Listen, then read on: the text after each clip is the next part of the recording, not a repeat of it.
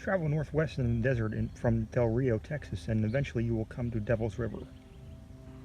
In the 1830s, a trapper named John Dent and his wife Molly settled where Dry Creek runs into Devil's River. Dent was after beaver, which were plentiful there. He and Molly built a cabin from brush, and near it they put up an arbor to give them shade. Molly Dent was pregnant.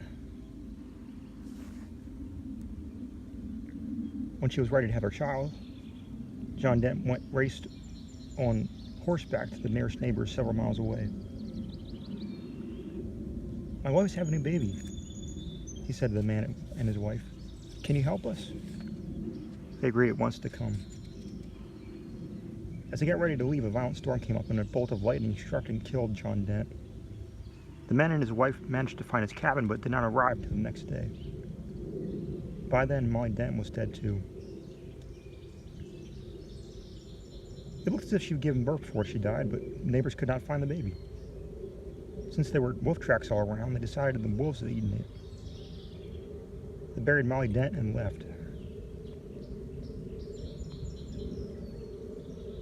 A number of years after she died, people began to tell a strange tale.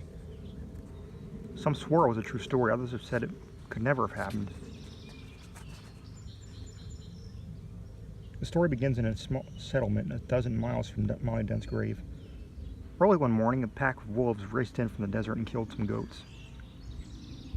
Such attacks were not unusual in those days, but a boy thought he saw a naked young girl with long blonde hair running with the wolves.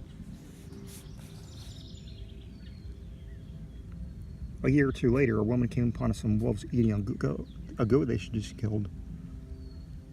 Eating the goat with them, she claimed was a naked young girl with long blonde hair. When the wolves and the girl saw her, they fled. The woman said that at first the girl ran on all fours, and then she stood and ran like a human, swiftly as the wolves. People started wondering if this wolf girl, quote unquote, was Molly Dent's daughter. Had a mother wolf carried her off the day she was born and raised her with her pups? If so, by now she would be 10 or 11 years old. As the story is told, some men began to look for the girl. They searched along the riverbanks and in the desert and in its canyons. And one day it is said they found her, walking in a canyon with a wolf at her side. When the wolf ran off, the girl hid in an opening in one of the canyon walls.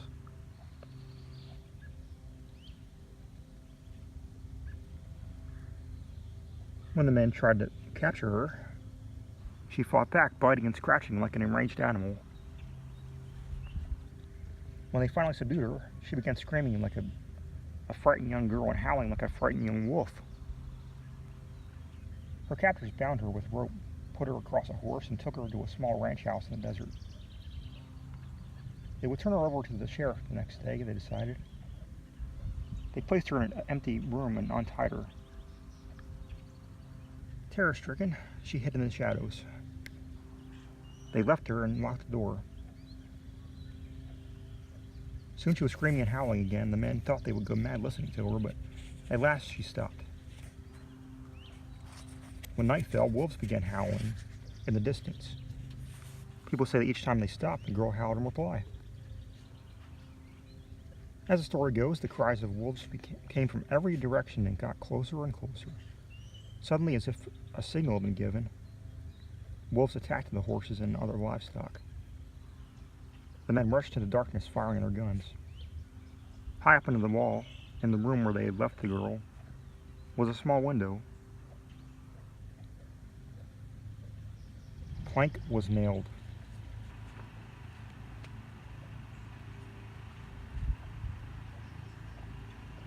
Across it. She pulled the plank off, crawled through the window, and disappeared. Years passed with no word of the girl. Then one day, some men on horseback came around a bend in the Rio Grande, not far from Devil's River. They claimed they saw a young woman with long blonde hair feeding 2 wolf pups.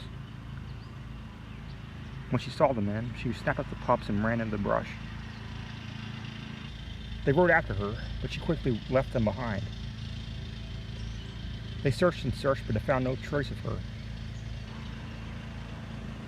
That is the last we know of the wolf girl, and it is there in the desert near the Rio Grande that this story ends.